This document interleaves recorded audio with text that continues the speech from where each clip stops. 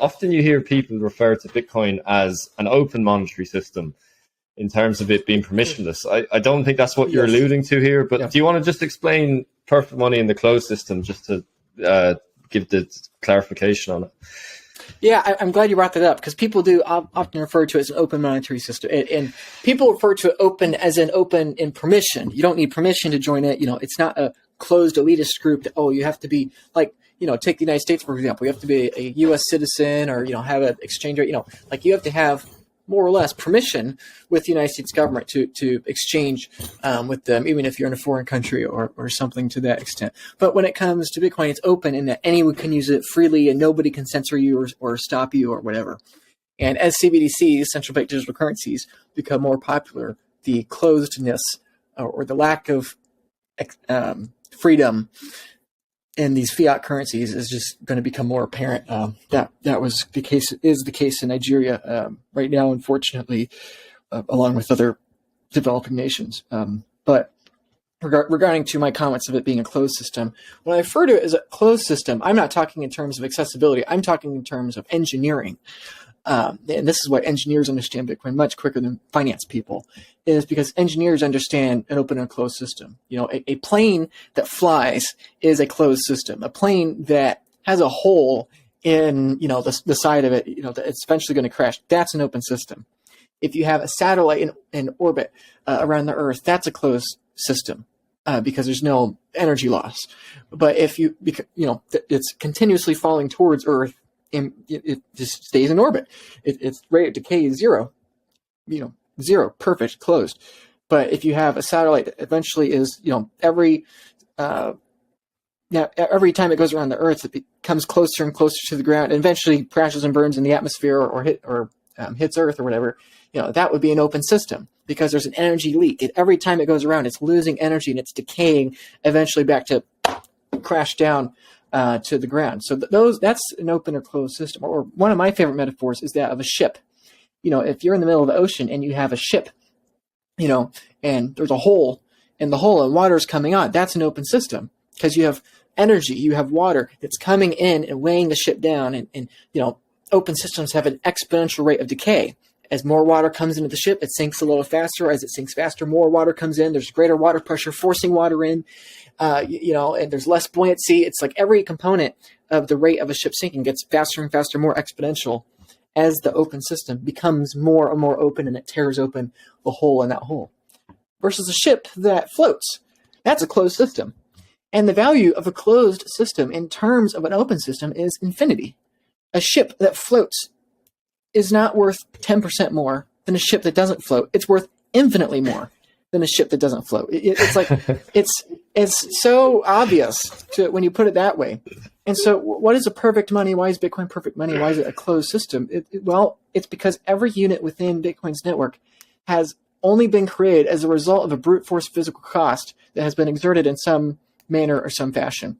If I buy Bitcoin today, say I buy $1,000 worth of Bitcoin, it took effort. It took a brute force physical cost to acquire that capital. That's economic energy, that 1,000 USD. Even though the USD itself is corrupted, the energy it took to acquire is legitimate. It either took labor, or it took intellect, or it took some sort of brute force physical cost to acquire that purchasing power. And when that's converted into Bitcoin, well, that Bitcoin has that cost. And what do miners do? Well, what miners do is they expend enormous amounts of electricity, enormous amounts of computing power, again, a brute force physical cost, to create new Bitcoin. No Bitcoin is created out of thin air. It is either created through miners, actually all of it is created through miners, and then it's transacted between parties. Now, compare that to the US dollar or another political currency unit that uses an abstract power hierarchy. What happens there? Well, you have Ben Bernanke or Jerome Powell or Yellen or somebody, Congress, say, okay, we need more currency units, so let's make them. Okay, just sign it.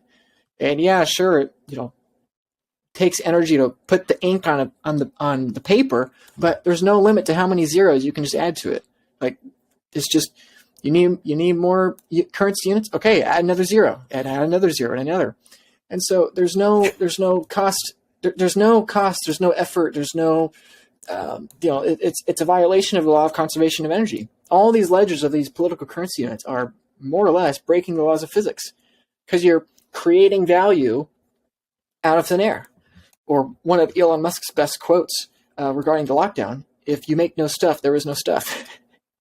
It doesn't matter if you print money.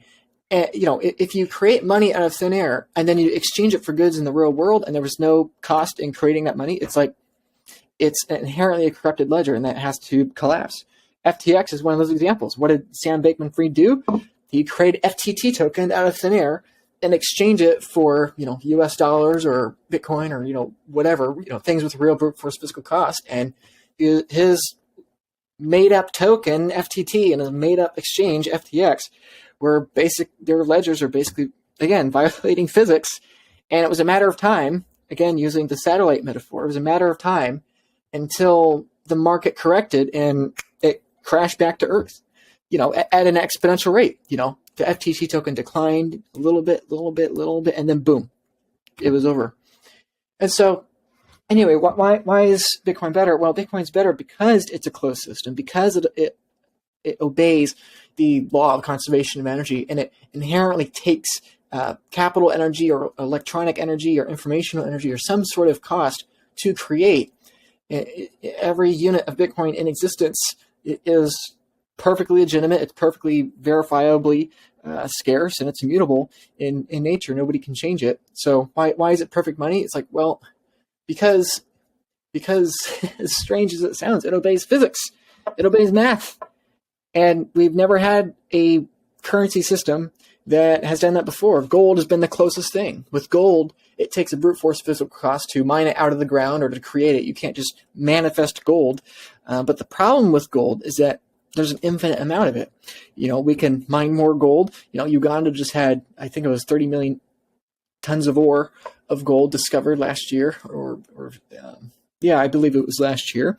And there's gold in space. There's gold in the oceans. There's, and as technology gets better, the amount, the exertion of energy will be the same, but the cost and the expense of the energy as a percent of global energy production will become smaller and smaller. And so therefore we will only be able to produce more gold. So why is Bitcoin perfect money? Well, it's a closed system, number one, in the fact that it takes energy to produce. And number two, that there's only a fixed number. You can't make more. Just because technology gets better and better and the cost of electricity goes down continuously forever, the rate of supply of the number of Bitcoins in existence do not increase along with that, versus gold, versus houses and everything else. The number of houses, the number of bars of gold have to increase as energy continues to increase in abundance. And Bitcoin is an algorithm that fights that resists that. And that's what Henry Ford and Tesla and other folks, again, engineers, understood. Engineers of 100 years ago, 120 years ago, understood Bitcoin, and finance experts and bankers today don't understand it. It's just anyway. I'll say that's what I mean by a closed system. It's fundamentally a piece of code, an algorithm, so to speak, that is just math. It's just math, and it's not made up. Yeah. Okay, I totally understand. Yeah, no, I don't have a background in physics, so that's a great clarification. But so what you're saying there with regards, say, the USD versus Bitcoin, so to use your satellite spinning towards the Earth, the open system example, do you think then, how soon do you think this is going to happen? Look, I know might be how long's a piece of string, who knows? But that satellite is hurtling now. I assume, in your opinion, well, obviously based on the threads, do you think next, say Bitcoin goes on a mad bull run next cycle and hops up to 200K or something like that, is that then the Schelling point where there's no return? Do you think the US dollar just bleeds away after that at an exponential? Is it just as you say, the bang, the clap, and then everyone that doesn't have Bitcoins left without a chair? Is that what you think? Yeah, what I'm about to say is going to be really offensive to people, especially, again, for those that are new to Bitcoin and don't understand it yet. But please hear me out. And if you disagree, put it in the comments why I'm wrong, please. And somebody will debate you, or I don't know. You can just be angry at me or whatever. But what I would say is this. Even if Bitcoin didn't exist, we all know the dollar's going to zero. I get told all the time, stop buying Bitcoin, just buy real estate. And I ask why. And they say, because real estate only goes up. It's what I've been saying this whole time. It's like, no, the real estate's not going up. You're not really saying real estate goes up forever. You're saying the price or the exchange rate of real estate goes down. The USD conversion rate goes down forever. That's what you're really saying. Oh, just buy and hold stocks forever. You'll retire just fine. It's like, no, you're not saying this. That's not what you're really saying. That's what you think you're saying, but it's not what you're saying. So we all know, because we believe that stocks go up forever, and because we believe that real estate goes up forever, and they're solid long-term investments. It's like, no, we're not really saying that these things go up in value forever, because we know technology makes them more affordable as a function of time. What we're really saying is that we know the exchange rate in terms of US dollar is continuing to go in the direction it's been going forever. And so we all inherently know that the dollar is going to continue to decline in real purchasing power as a function of time. We already know this. It's just what I'm saying is that it's going to happen faster than you think. That's what I'm saying. And the reason I'm saying that is because this is fundamentally every currency. What is it? It's an energy network. And it's an energy network with an open system. There's a hole in the hull of this ship. And every energy network has to decline at an exponential rate. Like I said, a ship does not sink in a linear path. A satellite does not crash down to orbit in a linear path. FTX, and again, an open system of economic energy within the FTT tokens, the open system on the FTX platform, it declined in exponential fashion. It went down and down and down faster and down faster. And then for like 3 days, it was like everyone was talking about it online because it was like going out really fast. And then boom, instantly went to zero. So what's my guess for the US dollar? Well, I think even before we talk about Bitcoin, before we talk about timeline, we have to say that one way or another, the dollar is going to continue to decline in value. And our base case expectation should be it should decline at an exponential rate.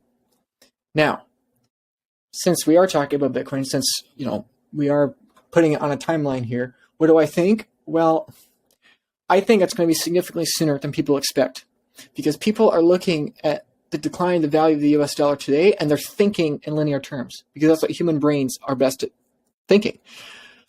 And we fail to realize the exponential nature of this. And my fear is that we are much farther along than people realize. Basically, for most people don't know this, and it's just terrifying to think about.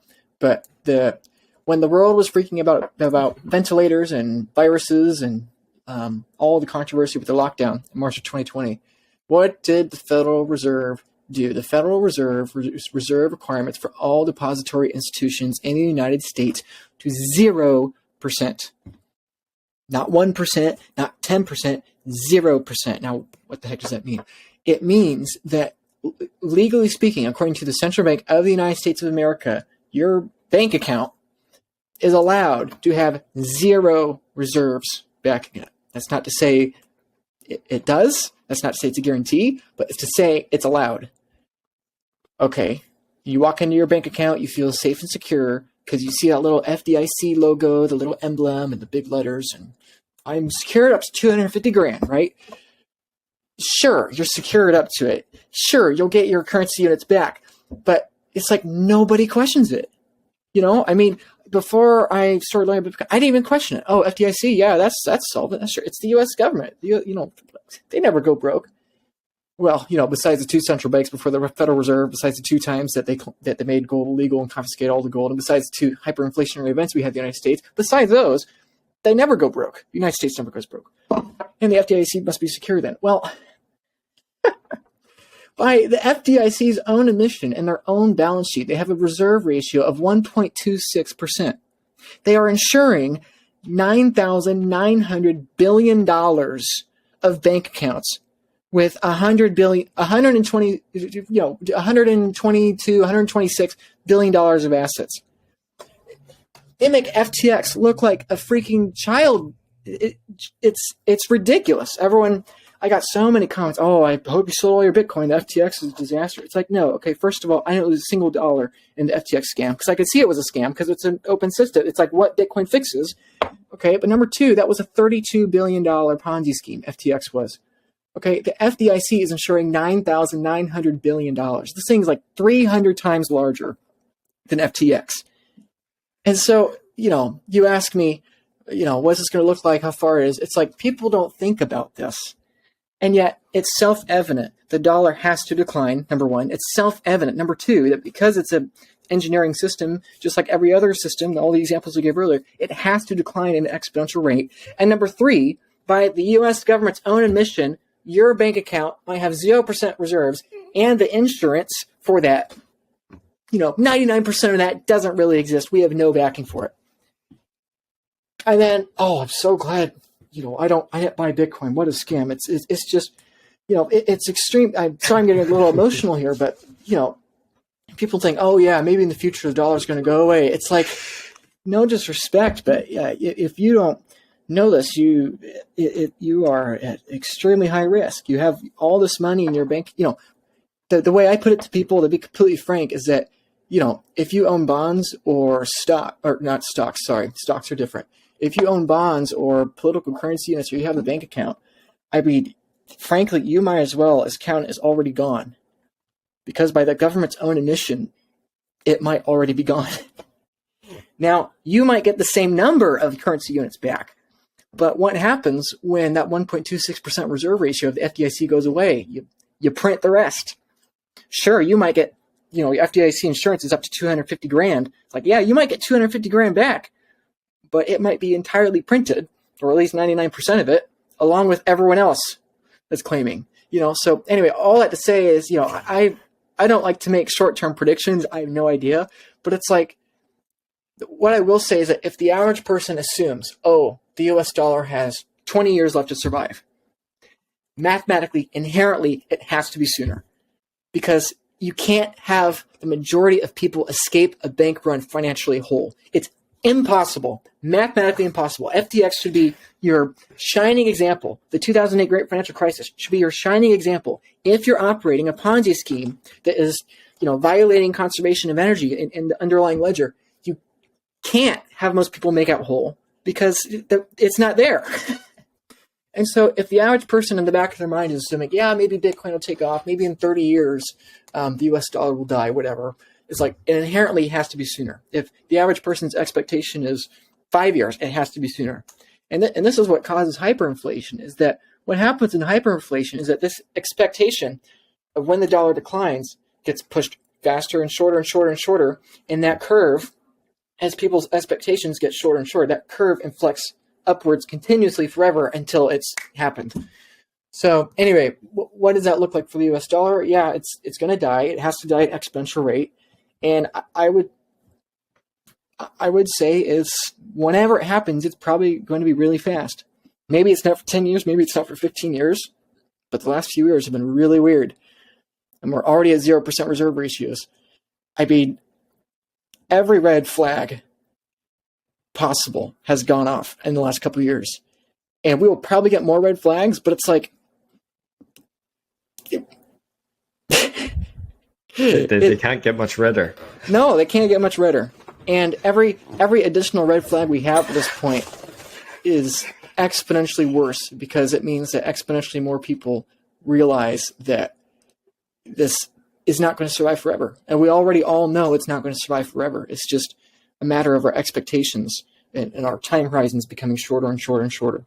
So anyway, that was a little bit of a rant, but it's so frustrating me how people assume Bitcoin is high risk and assume that their bank account, their FDIC, is low risk. Oh, Bitcoin's not safe because it's not FDIC insured. It's like people, respectfully, if you're listening to this, I mean, no offense to you, but respectfully, you have no idea what you're talking about.